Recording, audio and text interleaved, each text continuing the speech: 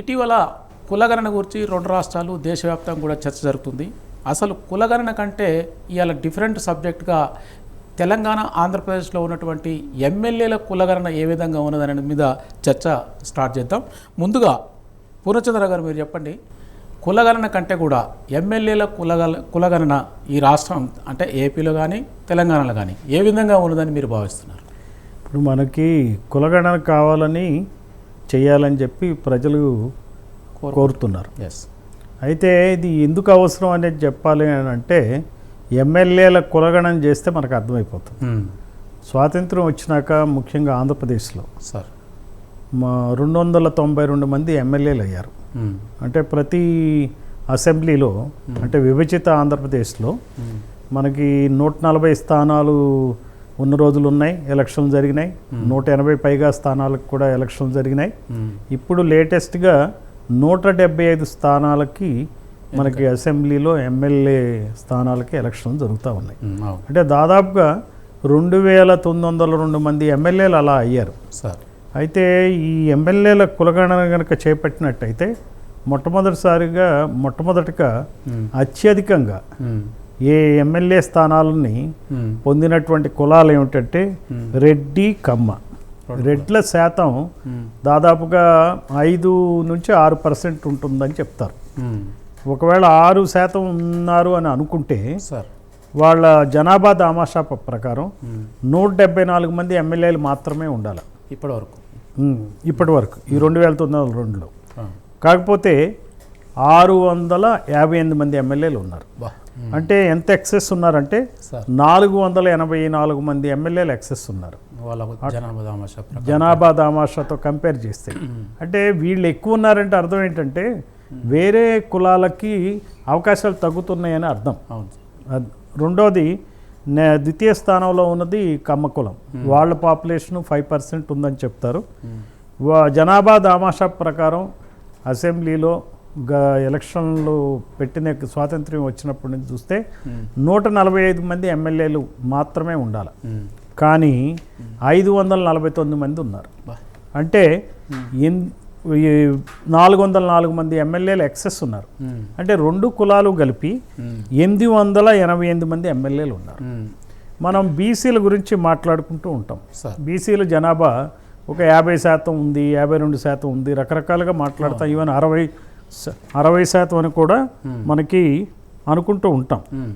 అయితే ఈ నేపథ్యంలో మనం చూడాల్సింది ఏంటంటే ఈ 50% మంది బీసీలు కనుక ఉన్నట్లయితే వాళ్ళ జనాభా దామాషా ప్రకారం 1451 మంది ఎమ్మెల్యేలు ఉండాలి. అంటే 2902లో సగానికి సగం 1451 మంది ఎమ్మెల్యేలు ఉండాలి.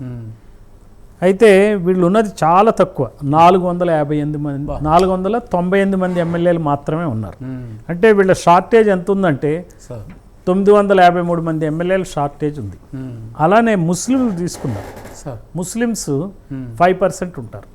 ఎందుకు నేను ముస్లిమ్స్ ప్రత్యేకంగా తీసుకున్నానంటే ఎస్సీ ఎస్టీలకి మరి అంబేద్కర్ పుణ్యవాన్ రిజర్వేషన్లు ఉన్నాయి కాబట్టి ప్రతి కులగణన అనేది జరుగుతూ ఉంటుంది. కాబట్టి సెన్సస్ తీసుకున్నప్పుడు నియోజకవర్గాల వారీగా వాళ్ళ యొక్క రిజర్వేషన్లు పెరగటం కానీ, స్థానాలు పెరగటం కానీ, తగ్గటం కానీ, మారటం కానీ జరిగేటువంటి ఒక ప్రక్రియ రాజ్యాంగ పరంగా జరుగుతూ ఉంటుంది. కాబట్టి సో మనం తీసుకుంటే ఇప్పుడు బీసీలు, ఎస్సీలు, ఎస్టీలు, మైనారిటీలు.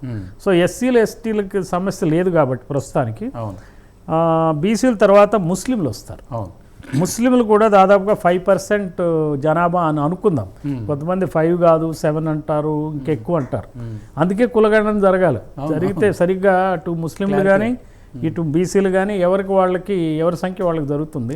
అంటే ముస్లింల యొక్క మతగణన ఉంది, వాళ్ళకి కులగణన కాదు కానీ మతగణన ఉంది. అయితే ముస్లింలు కూడా వివిధ కులాలు ఉన్నాయి. బహుశా దాని ప్రకారంగా కూడా గణించాల్సి రావచ్చు. సరే 5% చొప్పున చూస్తే 145 మంది ఎమ్మెల్యేలే ఉండాలా. కానీ 145 కాదు 54 మంది ఎమ్మెల్యేలే ఉన్నారు. వాళ్ళు కూడా రాలేదు. గత 16 ఎలక్షన్లో వాళ్ళు షార్టేజ్ 91 మంది ఎమ్మెల్యేలు ఉన్నారు. అంటే మొత్తం కలిపేటట్టు బీసీ ఇటు ముస్లింలు కలిపితే 1044 మంది ఎమ్మెల్యేలు షార్టేజ్ ఉంది.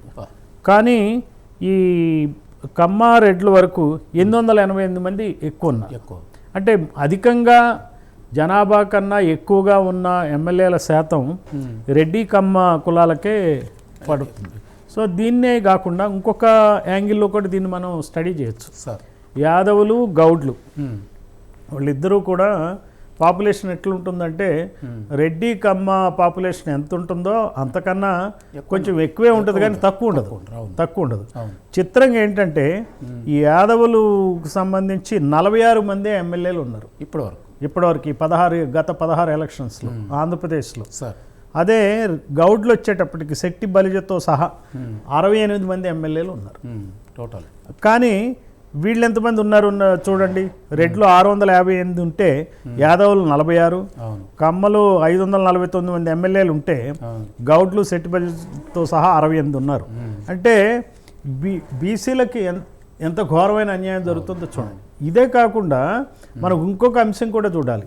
ఈ బీసీ కులాలని పెద్ద బీసీ కులాలు చిన్న బీసీ కులాలను విడదీసేటువంటి ప్రయత్నం కూడా చేస్తాయి ఈ పాలక కులాలు చేసే పని అది. అందువలన బీసీలు కూడా ఈ విషయంలో గుర్తుపెట్టుకోవాలి.